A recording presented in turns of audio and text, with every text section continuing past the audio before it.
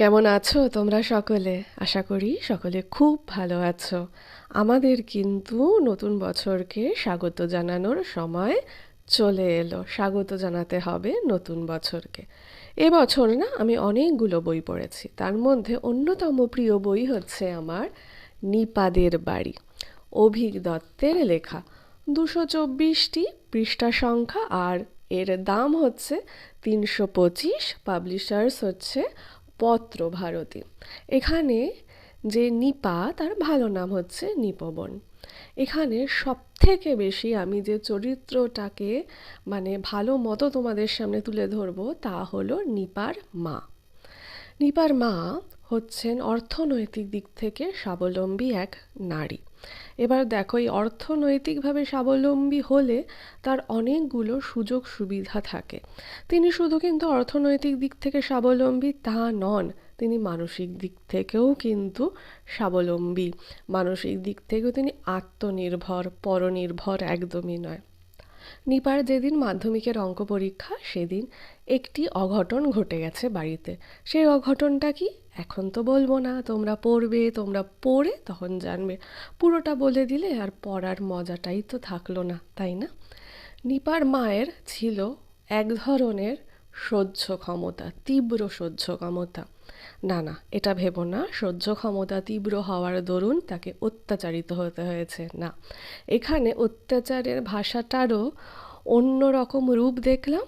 আর অত্যাচারকে কিভাবে অন্যভাবে হ্যান্ডেল করতে হয় সেটিরও অপূর্ব এক প্রকাশ দেখলাম এই লেখকের লেখনীতে।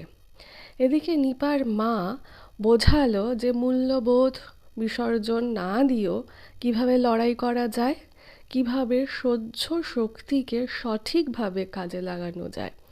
যারা ভীষণ স্বাধীন চিন্তাভাবনায় বিশ্বাসী, স্ব অধীনে থাকতে ভালোবাসো, তাদের জন্য এই লেখাটি একদমই আইডিয়াল। পড়ে ফেলো।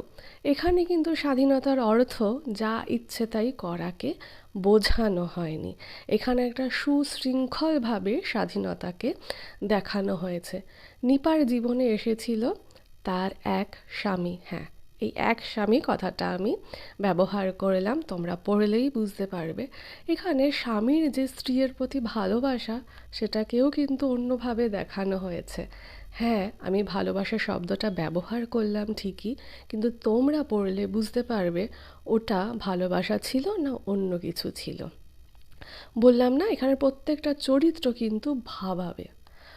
প্রত্যেকটা চরিত্র তোমাদের ভাবতে সাহায্য করবে আর মন্ত্রমুগ্ধ হতে সাহায্য করবে।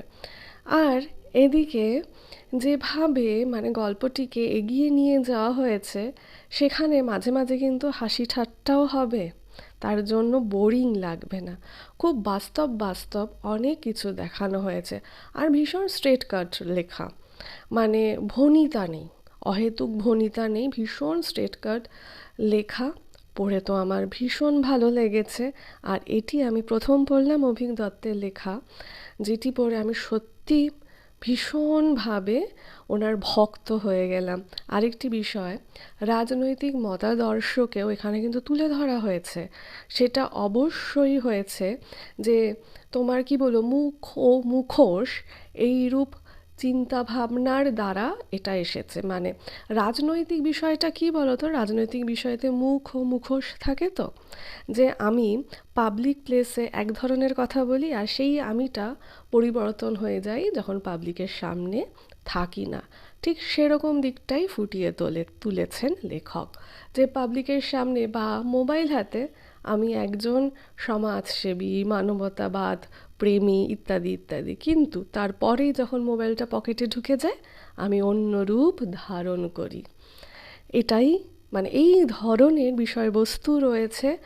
আর আরেকটাও ভাবার বিষয় জানো তো, যে প্রতিবাদের ভাষা এমনও হতে পারে এত কি বলবো, প্রতিবাদের ভাষাটা ছিল ভীষণ মার্জিত, ভীষণ সভ্য প্রতিবাদের ভাষা। আর লেখাটা কিন্তু খুব জটিল লেখা নয়, সহজ সরল লেখা, তোমরা সকলেই পড়তে পারবে, বুঝতে পারবে। আর আরেকটি বিষয়, যে আমাদের কিন্তু এইভাবেই বই পড়তে হবে, বইকে সঙ্গী বানাতে হবে, তাহলে আমাদের অনেক মন খারাপ কমে যাবে। সকলে খুব ভালো থেকো, আজকের জন্য এইটুকুনি। আমি আজকে বিদায় নিচ্ছি, আসি।